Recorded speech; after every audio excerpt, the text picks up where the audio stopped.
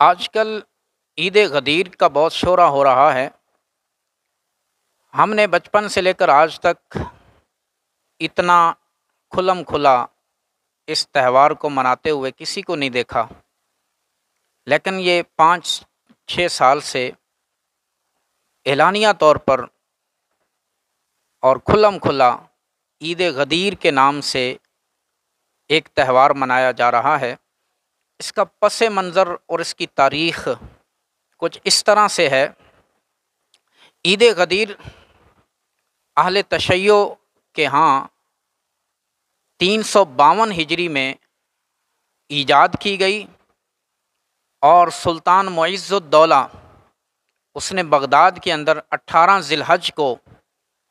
عوام الناس کو یہ حکم دیا کہ اچھے لباس پہنیں، خوشی اور مسرت کا اظہار کریں اور اس دن کو بطور عید منائیں۔ حالانکہ یہ دن نہ تو سیدنا علی المرتضیٰ رضی اللہ تعالی عنہ نے منایا، نہ امام حسن مجتبیٰ نے منایا، نہ امام حسین شہید کربلا نے منایا، نہ ہی ائمہ اہل بیت میں سے کسی نے منایا۔ تو یہ بدعت 352 ہجری کے اندر ایجاد کی گئی، جسے عید غدیر کہا جاتا ہے۔ اس کا پس منظر کچھ یوں بیان کیا جاتا ہے۔ ان کے ہاں چونکہ 18 ذی الحج کو رسول اللہ صلی اللہ علیہ وسلم نے مولا علی رضی اللہ تعالی عنہ کا ہاتھ پکڑ کر غدیر خم کے مقام پہ فرمایا تھا، من کنت مولا ہو فعلی مولا، جس جس کا میں مولا ہوں اس کے علی مولا ہیں۔ اب وہ اس سے مولا علی کی خلافت کا اعلان مراد لیتے ہیں اور حضور کی جانشینی کا دعویٰ کرتے ہیں کہ رسول اللہ صلی اللہ علیہ وسلم نے غدیر خم کے مقام پر اپنے بعد اپنے خلیفہ ہونے اور اپنے جانشین ہونے کا اعلان فرمایا تھا۔ تو چونکہ مولا علی کی خلافت اور جانشینی کا اعلان تھا، اس لیے اسے بطور عید مناتے ہیں۔ حالانکہ من کنت مولا ہو فعلی مولا کا یہ مفہوم ہرگز نہیں ہے جو یہ لوگ بیان کرتے ہیں کہ اولا بالخلافت اولا بالتصرف، یہ اس سے مراد نہیں ہو سکتا، اس لیے کہ پوری حدیث کو پڑھا ہی نہیں جاتا۔ پوری حدیث کو اگر دیکھا جائے تو حدیث یوں ہے، من کنت مولا ہو فعلی مولا، پھر آگے حضور علیہ السلام نے ساتھ ہی دعا فرمائی، اللہم والی من والاہ وعاد من آدا، یا اللہ جو علی کو دوست رکھے تو اسے دوست رکھ، اور جو علی سے دشمنی رکھے تو اس کو دشمن رکھ۔ تو اب یہاں سے قرینے سے متعین ہو گیا کہ مولا کا معنی اولا بالتصرف نہیں ہے، اولا بالخلافت نہیں ہے، مولا کا معنی دوست اور محبوب ہے۔ تو حضور علیہ السلام نے یوں فرمایا، جس جس کا میں محبوب ہوں اس کے علی بھی محبوب ہیں۔ یا اللہ جو علی کو محبوب رکھے تو اسے محبوب رکھ، جو علی کو دشمن رکھے تو اسے دشمن رکھ۔ اب اگر اس سے مراد اولا بالخلافت لیا جائے تو یہ کئی طرح سے باطل ہے، کیونکہ فَإِنَّ اللَّهَ هُوَ مَوْلَاهُ وَجِبْرِيلُ وَصَالِحُ الْمُؤْمِنِينَ، اللہ قرآن کریم میں ارشاد فرماتا ہے کہ بے شک اللہ بھی مولا ہے، جبریل بھی مولا ہیں، اور صالح مومن بھی مولا ہیں۔ تو میرا سوال یہ ہے کہ اگر مولا کا معنی خلیفہ ہی ہے تو پھر اللہ کس کا خلیفہ ہے، جبریل کس کے خلیفہ ہیں، اور مومن سارے کس کے خلیفہ ہیں؟ اور دوسرا سوال میرا یہ ہوگا کہ من کن تو مولا، حضور نے فرمایا جس کا میں مولا ہوں، اگر مولا کا معنی خلیفہ ہے، جانشین ہے، تو بتائیے پھر حضور کس کے جانشین ہیں، حضور کس کے خلیفہ ہیں؟ اور تیسرا امر یہ بھی ذہن نشین رکھنا چاہیے کہ مولا کے تقریباً 18 معنی ہیں جو النہایہ ابن اسیر کے اندر بیان ہوئے ہیں۔ ان میں دوست، محبوب، آزاد کردہ غلام، آزاد کرنے والا مولا، مددگار، معین، ناصر، ان معنی میں مولا استعمال ہوتا ہے۔ تو اولا بالخلافت اور اولا بالتصرف میں تو یہاں استعمال ہی نہیں ہوا، کیونکہ قرینہ بتا رہا ہے، حضور علیہ السلام علی کی محبت کا سوال کر رہے ہیں۔ اور بات بھی کچھ یوں ہی ہے، اسباب ورود کو اگر دیکھا جائے کہ یہ حدیث کیوں حضور نے فرمائی، جب مولا علی کی کچھ لوگوں نے شکایت کی تو آقا کریم صلی اللہ علیہ وسلم نے پھر مولا علی کا ہاتھ پکڑ کر فرمایا جس کا میں محبوب ہوں اس کے علی محبوب ہیں، لہٰذا کسی کا اعتراض کرنا بنتا نہیں ہے، جس نے علی پر اعتراض کیا گویا اس نے میرے اوپر اعتراض کیا۔ تو لہٰذا اہل اسلام کو اس بارے میں غور و فکر کرنا چاہیے۔ مولا تو ہم مانتے ہیں، ہمارے ایمان کا حصہ ہے کہ علی ہمارے مولا ہیں، رسول اللہ صلی اللہ علیہ وسلم بھی ہمارے مولا ہیں۔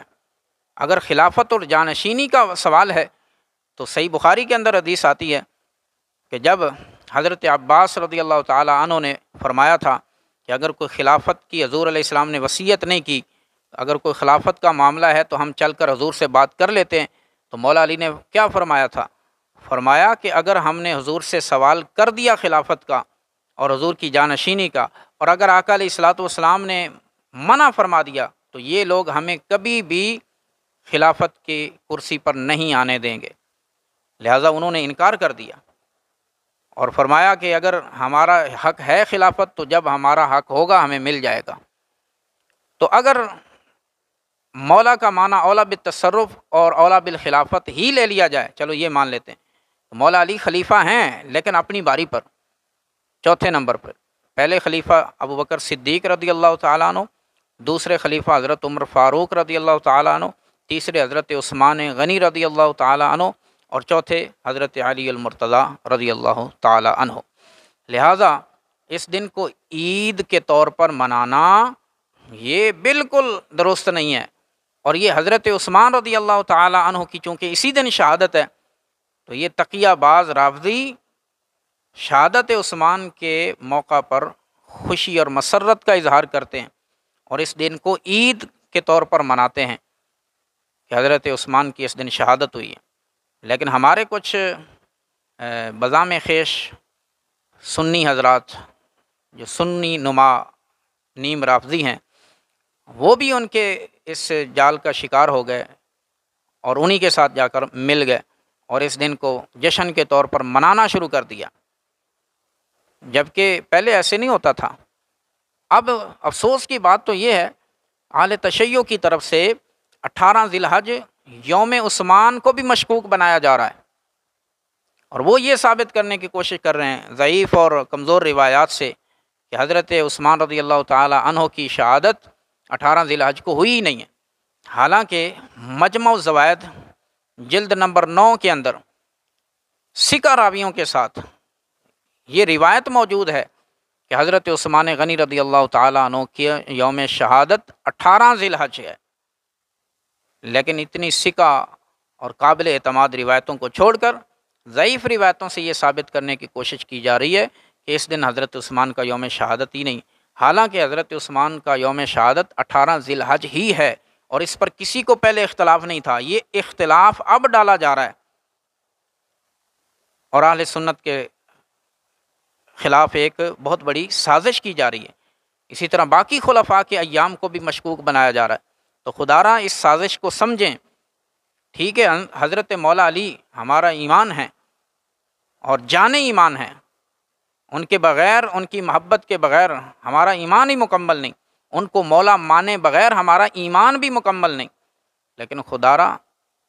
جب ہم مولا مانتے ہیں تو پھر اس دن یوم عثمان کے موقع پر جشن منانے کی کیا ضرورت ہے، جبکہ اعلان خلافت تو ہوا ہی نہیں۔ اگر اعلان خلافت ہوا ہوتا پھر مولا علی شیر خدا ہوتے ہوئے کبھی بھی حضرت ابوبکر صدیق کو اپنے سے پہلے نہ آنے دیتے، کبھی حضرت عمر فاروق کو نہ آنے دیتے۔ جب ثقیفہ بنی سعدہ میں یہ اجلاس ہو رہا تھا خلافت کے معاملے میں تو حضرت مولا علی بعد ازاں اعلان کر دیتے کہ حضور علیہ السلام نے تو میری خلافت کا اعلان کیا ہوا ہے، تم کون ہوتے ہو؟ لیکن حضرت مولا علی نے ان کے پیچھے نمازیں پڑھی، ان کی بیعتیں کی اور ان کے ساتھ رہے، تو پھر یہ کہاں سے آ گیا اعلان خلافت؟ تو لہٰذا آپ خلیفہ ہیں، چوتھے نمبر پر ہیں، آپ مولا ہیں، ہمارا ایمان ہے، لیکن اس دن کو جشن منانا اور عید منانا، یہ حضرت شاہ عبدالعزیز محدث دہلوی رحمۃ اللہ علیہ نے تحفہ اثنا عشریہ میں سچ لکھا، فرمایا کہ یہ بدعت انہوں نے ایجاد کی ہے، یہ اہل سنت کے اندر نہیں تھی۔